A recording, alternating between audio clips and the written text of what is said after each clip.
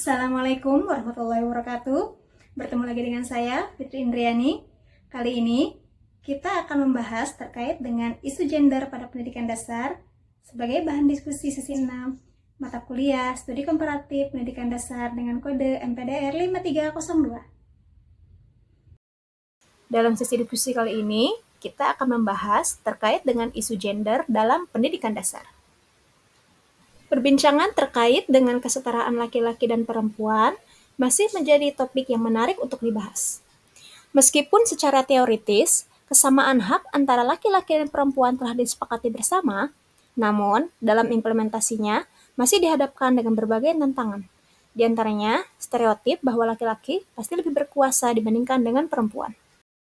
Hal ini sejalan dengan penelitian dari Krishna Rambu yang menyatakan bahwa berdasarkan perhitungan Indeks Ketimpangan Gender atau IKG, Indonesia berada pada urutan keempat tertinggi di kawasan Asia Tenggara, dengan nilai IKG melebihi nilai rata-rata dunia, yaitu 0,441%. Sebagai seorang guru pendidikan dasar, saya kerap mencoba untuk menetralisir isu gender ini.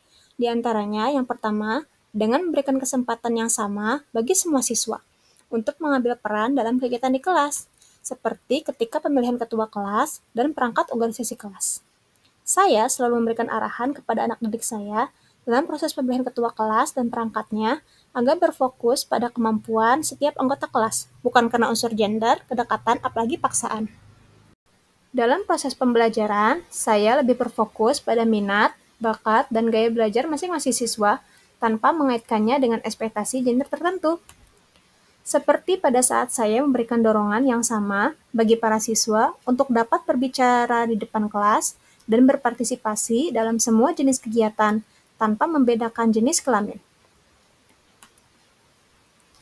Untuk membiaskan isu gender dalam lingkungan pendidikan, saya juga selalu memastikan bahwa setiap siswa merasa aman dan dihargai untuk berpartisipasi aktif dalam kegiatan di kelas, tanpa takut dinilai berdasarkan jenis kelamin mereka.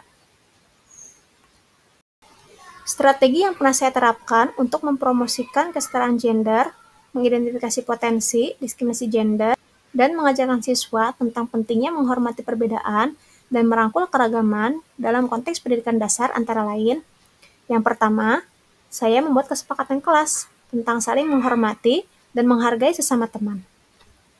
Juga saling berteman tanpa membeda-bedakan jenis kelamin, warna kulit, ataupun perbedaan lain yang kadang menjadi pemicu pertengkaran. Untuk menjaga agar kesepakatan kelas tetap dilaksanakan, kami juga membangun komitmen dengan merumuskan konsekuensi yang harus dilakukan jika terjadi pelanggaran kesepakatan. Saya juga kerap membentuk kelompok kerja yang heterogen, terdiri dari jenis kelamin laki-laki dan perempuan dalam satu kelompok. Pembentukan kelompok ini lebih fokus pada kombinasi kemampuan peserta didik dibandingkan dengan melihat gendernya.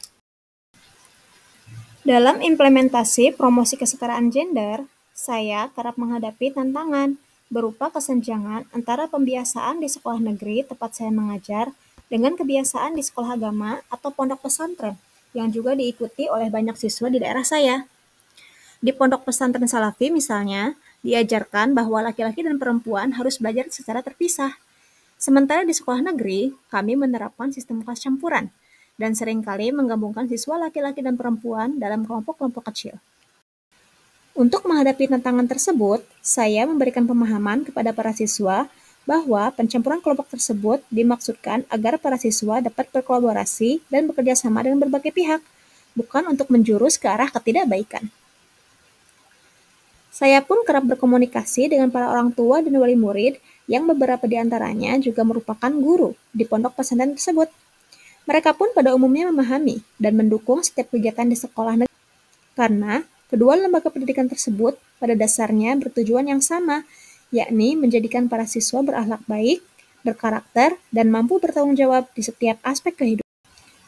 Dengan pembiasaan, konsistensi, dan kerjasama dari semua pihak, diharapkan dapat terbentuklah generasi muda yang menghargai kesetaraan dan mampu membangun masyarakat yang lebih adil bagi semua.